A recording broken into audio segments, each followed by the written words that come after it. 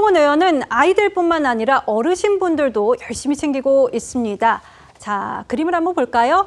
대한노인의 북구지회를 찾아서 어르신들께 큰 절을 하고 또 북구보훈회관에서는 이틀에 걸쳐 찾아가서 당선 감사 인사를 드렸다고 합니다. 정광재 대변인님, 네. 앞서서 위원님도 말씀을 하셨지만은 이게 저희가 머리로는 잘해야지 생각을 하는데 이게 행동으로 나오는 게 참 쉽지가 않잖아요. 한동훈 의원이 어떤 깨달은 바가 있나 봐요. 행동으로도 지금 나타나고 있잖아요. 우선 신효섭 의원께서 지금 애정어린 충고를 많이 해주셨는데 그러니까요. 한동훈 의원도 이 방송 보시면서 꼭 좀 보셨으면 좋겠습니다. 이런 어떤 면에서 본인이 조금 더 유권자들과 국민들께 더 가까이 갈 수 있는지 아셨으면 좋겠습니다. 네. 그런데 저는 비교적 한동훈 의원을 좀 가까이서 봤잖아요. 한동훈 의원은 전형적인 강강약약의 사람이라고 저는 생각해요.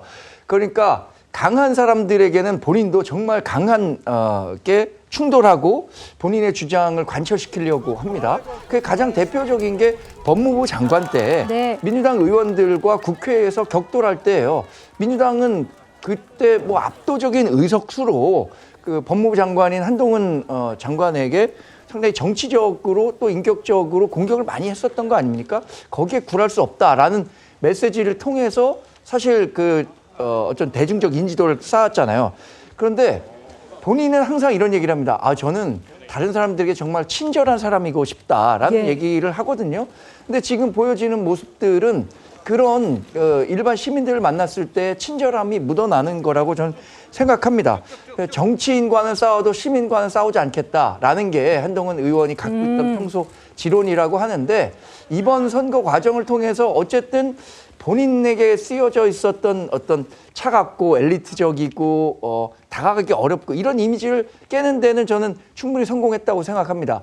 과거에 이제 부정적인 이미지를 갖고 있었던 연예인들도 리얼 예능이라고 하나요? 관찰형 예능을 통해서 야, 저 사람이 알고 보니 그런 사람이 아니었구나라고 해서 맞아요. 이미지 회복하는 분들 많으시죠. 개선시킨 사람들이 많았는데 한동훈 의원으로서는 이번 선거 과정이 사실상 선거 과정을 거의 중계하다시피 하지 않았습니까? 그걸 통해서 많은 국민들에게 새로운 한동훈의 모습을 보여준 계기가 됐다고 생각합니다. 네, 이 한동훈 의원의 이미지를 확 바꿔준 결정적 장면도 바로 이런 시민들과의 스킨십에서 나왔습니다.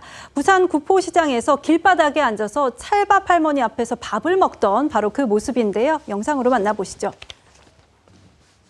어르신, 어머님.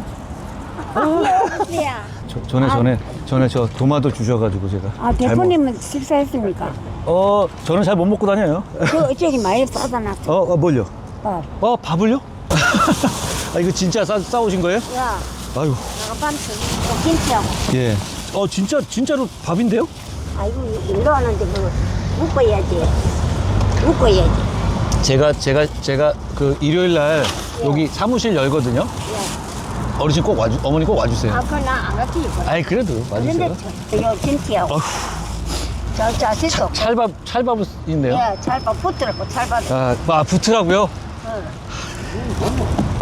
붙으라고 찰밥했어. 네, 이 영상의 조회수가 무려 50만 뷰를 넘어섰다고 하는데요. 신효섭 의원님, 네네. 찰밥 할머니도 이제 유튜브 스타가 되신 것 같아요. 그러니까요. 이제 본의 아니게 그렇게 됐다고 하는데 지금 저희가 뭐 마이크 꺼졌을 때 얘기를 했지만 네. 한동훈 의원 입장에서는 저 장면은 상당히 자신에게는 복이 됐다, 이렇게 큰 운이 됐다, 이렇게 볼 수가 있는데요. 그럼 할머님의 성함이 김복자 악자를 쓰신다고 합니다. 지금 올해 80살 되신 김복악 할머니인데 오늘 조선일보의 기자가 이제 부산 현지에서 김 할머니를 만나서 인터뷰 기사를 조선일보가 냈더라고요. 근데 그걸 보니까 일단 왜 찰밥 할머니냐? 아까 저희 장면에서도 영상에서 나왔지만 이 한동훈 의원이 이제 저렇게 길거리 유세를 다니는데 밥을 먹지 못하는 거를 안타깝게 여겨가지고 집에서 손수 찰밥을 지어와서 또 본인이 담근 김치하고 해서 이 찰밥 식사를 대접을 했다고 합니다. 그래서 찰밥 도시락을 또 싸줬고요.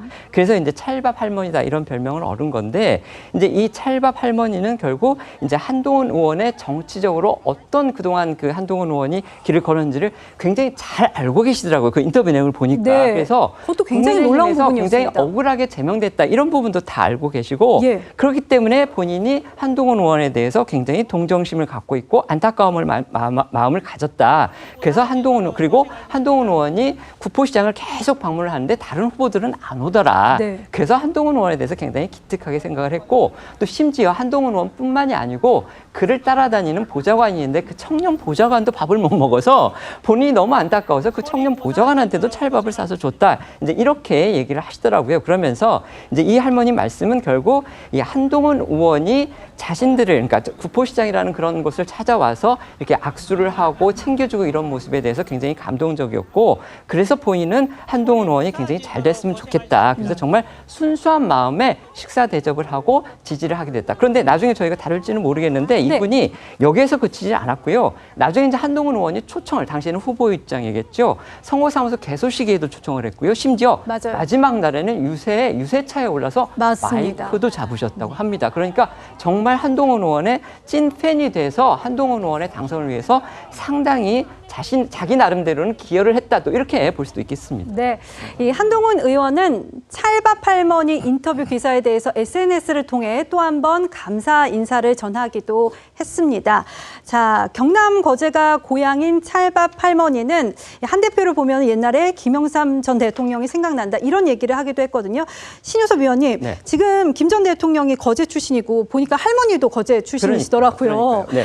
뭐 이것도 우연이라고 할 수 있겠죠. 네, 네. 한동훈 의원이 선거 유서 때 김 전 대통령이 신민당 후보로 달았던 기호 6번을 달기도 했는데 이게 뭐 YS 마케팅일까요? 그러니까 저는 한동훈 의원이 꼭 YS 마케팅을 했다고 보지는 않고요. 네. 지금 이제 기사를 제가 또 읽어보니까 이 김 할머니 입장에서는 앵커도 말씀하셨지만 본인이 고향이 거제시고 예. 그다음에 YS 역시도 고향이 거제고 근데 정작 자신의 정치적인 고향은 사실 부산이잖아요. YS는 부산에서 계속 출마를 해서 당선이 됐고 초선부터 그다음에 그 이후에는 또 정권에 의해서 당시의 군사 독재 정권에 의해서 아주 탄압을 받아서 국회에서 제명까지 됐고요. 또 그 이후에 전두환 독재 정권 시절에는 이제 뭐 단식 투쟁을 해가지고서 또 탄압을 받고 결국 민주화를 이끌어내서 나중에 대통령까지 되지 않았습니까? 근데 그런 정치 역정을 이 할머님도 잘 알고 계신 것 같아요. 네. 그래서 한동훈 그 의원한테 약간 투영을 시켜보니까 또 겹치는 부분이 일부 있다고 생각을 하신 것 같아요. 그러니까 저희의 생각이 아니고 이 예. 김 할머니 입장에서는